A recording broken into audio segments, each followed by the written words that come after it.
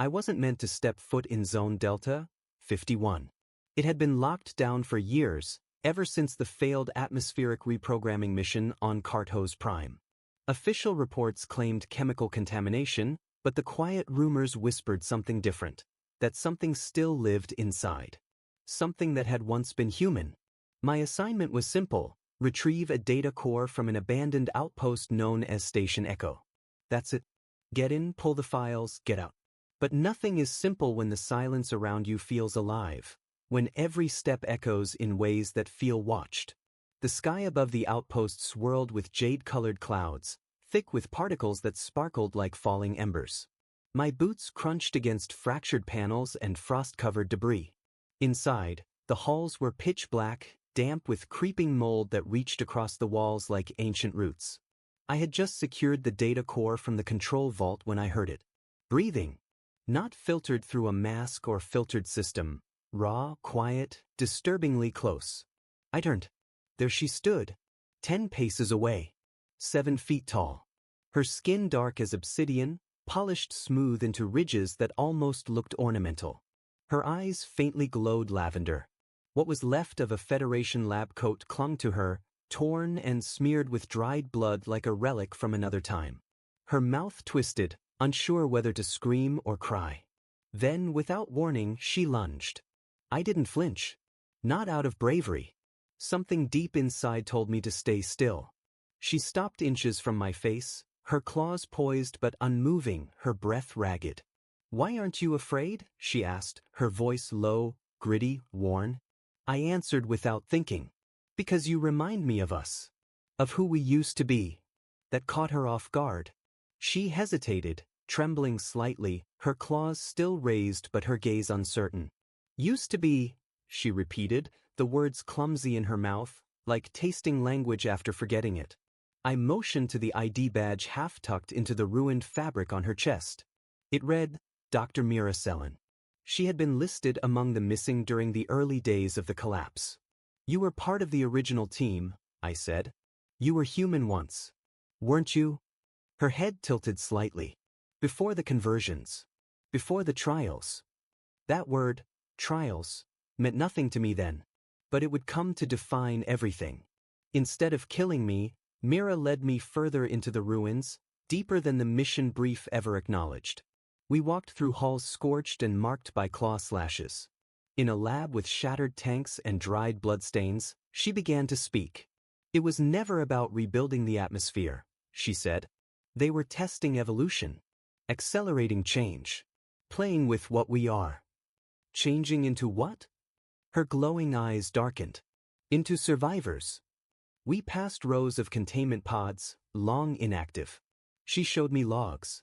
Glitchy projections of former scientists and project leaders. She had been Subject 01. Volunteer. Pioneer. A mind offered freely to help rebuild Kartos Prime. "They didn't warn us," she said. "They changed the goal halfway through. Then they changed us." Adaptive Bioshift Initiative, the files called it. Altering genomes to produce hybridized humans capable of resisting toxins, radiation, death itself. But it had cost them everything. We entered a secure vault, Mira punching a code into a rusted terminal. Inside were 5 others. All altered. Still humanoid in shape, but clearly changed. One of them, a broad-shouldered man with acid scars across his face, stepped forward. "Another looter?" "No," Mira said. "He didn't run. That earned their interest. They didn't kill me.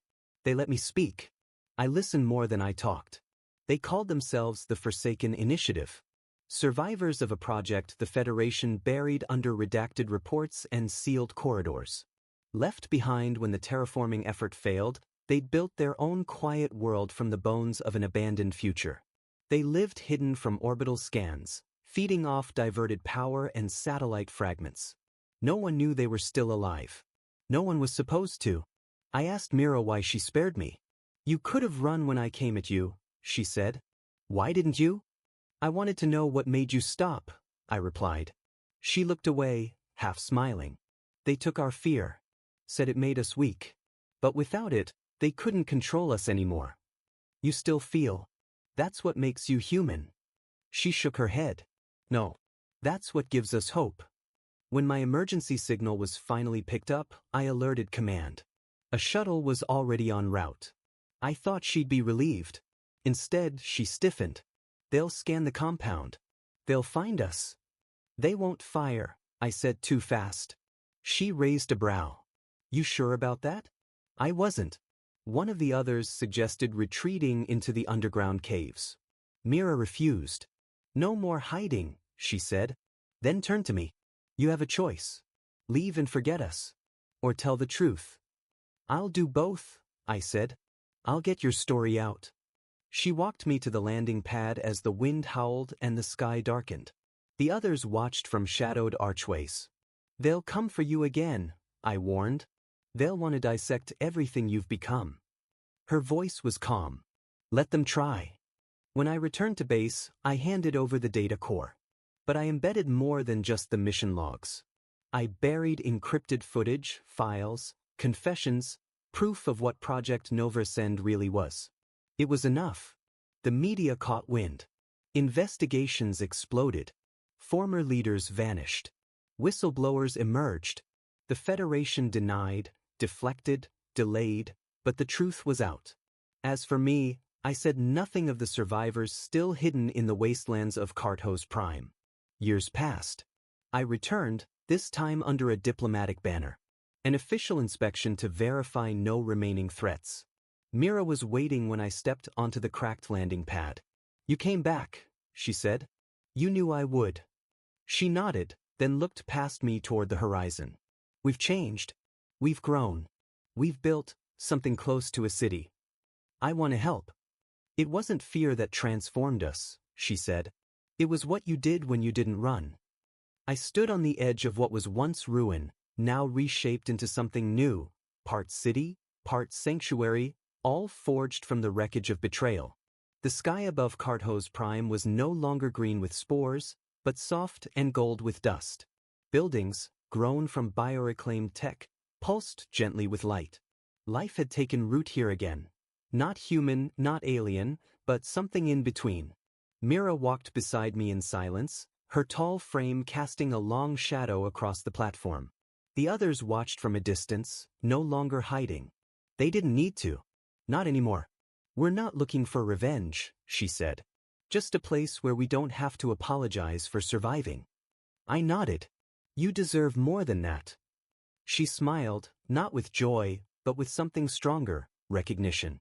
We deserve a future. One no one writes for us. They weren't mistakes. They weren't experiments gone wrong.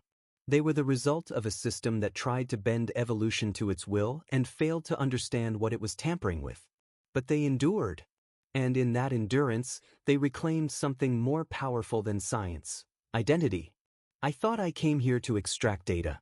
In truth, I'd brought back something else entirely: proof that humanity can't be measured in DNA strands or control protocols.